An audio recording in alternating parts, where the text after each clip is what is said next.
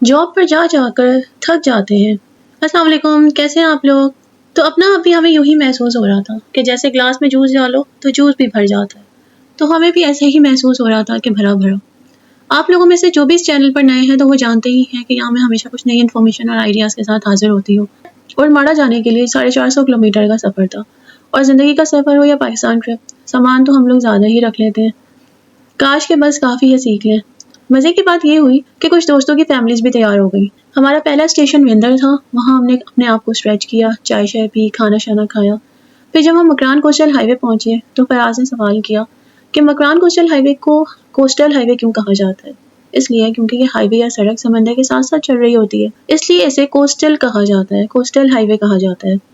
وہاں راستے میں پیرامڈ، ریت کے ٹیلے یا سینڈ ڈیونز اور ایسے ریت و مٹی سے بنے نوکیلے پہاڑ ہیں جو بزی باز کے قلعہ نما محل نما چٹانیں قلعوں کی دیواروں، برجوں اور دروازوں کی طرح دکھائی دیتی ہیں۔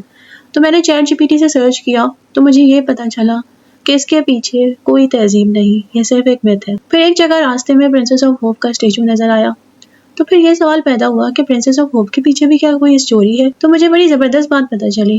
اینجلینا جولی 2002 میں پاکستان آئی تھی یو این کی گڈ ول ایمبیسڈر کے طور پر۔ یہ ایسی شہزادی لگتی ہے جو اب بھی کسی چیز کی امید لگائے بیٹھی ہے۔ مقامی میڈیا نے یہ نام پسند کیا اور یہ نام پورے ملک میں تیزی سے مشہور ہو گیا۔ اور دوسری انفارمیشن یہ ملی کہ پاکستان میں افغان ریفیوجیز میں دیکھی گئی ہمت اور امید کو دیکھتے ہوئے وہاں کی خوبصورتی سے متاثر ہو کر رکھا گیا تھا۔ اس کے بعد جب ہم کنڈ ملیر پہنچے، وہاں کا نینا لینا بیچ دیکھ کر آنکھیں ٹھنڈی ہو گئی۔